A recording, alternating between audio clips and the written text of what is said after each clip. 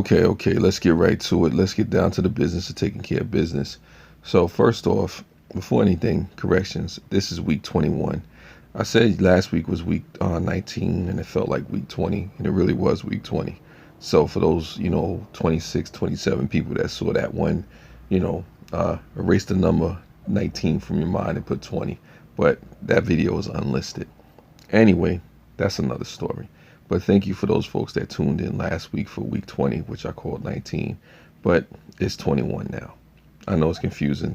It's just that I had a lot going on, so I'm just trying to keep focus. But again, why am I here now? Saving by the numbers. $8 May. I'm still here. My $8 for the month of May. Okay. What is this all about?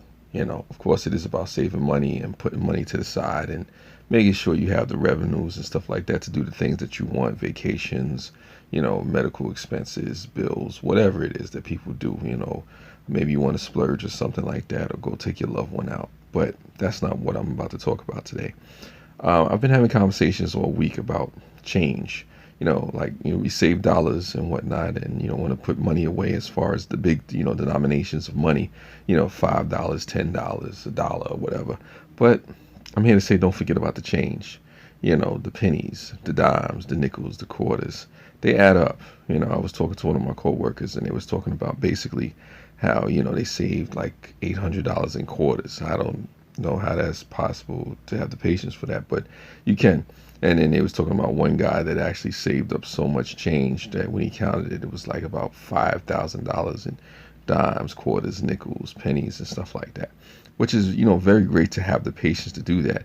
And the reason I'm saying this is because maybe there's people out there that want to save money who don't have, $5 to spare, who don't have $20 or $50, $100 extra to spare. Maybe all you have is a couple of cents. Maybe all you have is two nickels, two quarters, a few cents to put together. I remember a lyric from a rap song, Digital Underground. He said, "You could tell by my everyday fits, I ain't rich, so cease and desist with them tricks. Just another black man caught up in the mix, trying to make a dollar out of 15 cents."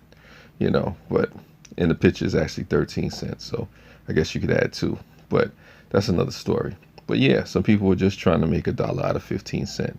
Some people are just trying to strive and scrimp and save just to get by. And I tell people there's nothing wrong with getting a jar or something like that, a can, something like that you don't need, and just putting, whatever change that you have in it, having a change jar. And if that's the way you have to save, that's the way you have to save. You don't have to particularly save in a certain way. I don't think there's any right or wrong way to save, with the only exception being that, saving money and not taking care of your responsibilities is always a no-no. But I try to encourage people not to forget about the change that you have. If you break a dollar, if you break $5 and you have change left over, of course, you can give to the homeless, which is nothing wrong with that, for all the right reasons and stuff like that. But if you have change left over and you don't donate it to charity or give it to your kids, or use it for, I don't know, whatever, soda or gum people buy, cigarettes. I mean, you shouldn't smoke, but that's another story. Not here to preach to you about that. People do what they do. That is what that is. But the change is important because there's always change lying around somewhere. There's always a penny or a dime, a nickel, quarter somewhere that you can find. And it adds up. It definitely does add up. I remember one time I did save, almost $50, not almost, over $50 in quarters.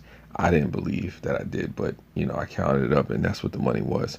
Unfortunately, I spent it on a girlfriend, but, that's another story. We're not going to get into that relationship advice. But anyway, these things add up, it do, it may not seem like it. I could show you some change jars and stuff like that I've saved over time. And I know some people who've saved up money over time and whatnot. And it really does come in handy having a change jar inside your house, because you never know, for emergencies, you may need it. You may need change for the bus, you may need to, have a few extra dollars because you got to buy some stamps or something, if people still buy stamps, or maybe you want to go out and get a newspaper, or maybe you need to borrow money or something like that because you're going low, and then you go into your change jar and you find out, hey, wow, I got $5 or £5 worth of change in there. You never know when the change is going to come in handy. And then also too, the change turns into dollars. and it could go from there. It's just about getting the practice of saving and understanding that every cent, you know, every little bit counts. None of it is irrelevant.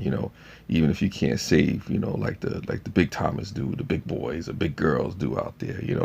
Everybody has their pace. Everybody has their methodology, their philosophies for why they save and how they save. But I encourage people to look at every cent, every little bit that you have, every dollar, as something that you can use, and not to just discard it and throw it away. Because sometimes you'll see somebody, they'll throw away a penny, they'll throw away a nickel or a quarter. Oh, I only spend 20s. Yeah, I've met people who've said, I don't spend anything less than 20s.